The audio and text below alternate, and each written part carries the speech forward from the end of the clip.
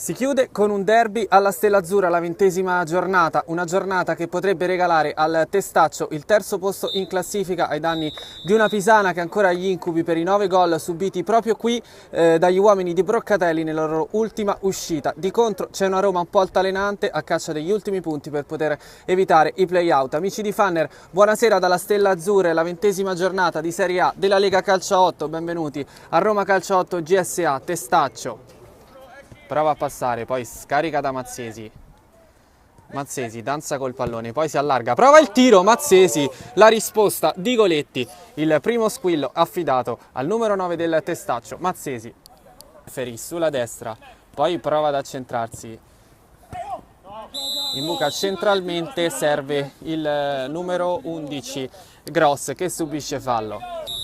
Sono 3 gli uomini in barriera, arriva il tocco, attenzione perché Boni non trattiene e lì davanti arriva il vantaggio della Roma Calcio 8. Andrea Cossu era tu per tu con Boni che non è riuscito a bloccare il pallone, c'è il vantaggio della Roma. Ma non può andare al tiro, c'è una muraglia sul numero 16, ancora Seferi però si muove, pronta il tiro, eccolo Seferi. Il 2-0 della Roma Calcio 8 dall'uomo più atteso Klaus Seferi, 17° gol in campionato. Mazzesi non subisce fallo secondo il direttore di gara, poi attenzione perché arriva il tiro dalla destra, si fa trovare presente Goletti, tiro assolutamente inaspettato, se lo aspettava solo Goletti. La distanza è sempre molto pericoloso e efficace. Va Mirante, ci prova in qualche modo Goletti a deviare. Mazzesi che si gira e prova a riservire Martino, c'è anche Vanni, poi arriva la conclusione tentata da Starace, c'è il gol del Testaccio che accorcia le distanze, è arrivato all'ultimo il gol del Testaccio, il 2-1. C'è spazio però per Vannoni, attenzione qui intanto errore in disimpegno con il tiro di Gross, il palo della Roma.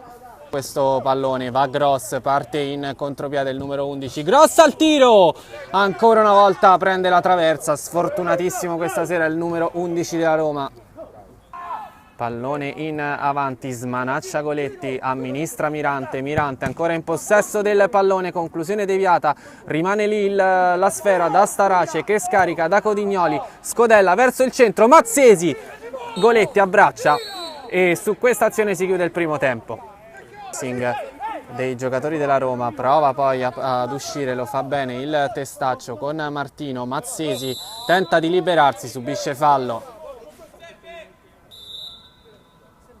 Va Mirante a giro, buca la barriera, Mirante e agguanta il pareggio per il Testaccio Calcio 8, il gol di Simone Mirante e anche il numero 11 in campionato. Manni intanto tenta la conclusione, Manni vicinissimo al vantaggio, il numero 18 del Testaccio, perché perde il pallone su Manni, Mazzesi al tiro, Mazzesi! Ed è Mazzesi a portare il Testaccio Calcio 8 in vantaggio, l'uomo più atteso Filippo Mazzesi a segnare il gol numero 3 e Testaccio in vantaggio. Un'occasione il Testaccio, scusatemi la Roma, calcio d'angolo, attenzione al tiro deviato, Alessio Oliva ad agguantare il pareggio, 3-3 segna Oliva dalla distanza, è ancora parità. E triplice fischio dell'arbitro, è 3-3 tra Testaccio Calcio 8 e Roma GSA. Il Testaccio manca l'aggancio in vetta alla Pisana in una partita un po' turbolenta sulle panchine, ma in campo assolutamente bellissima.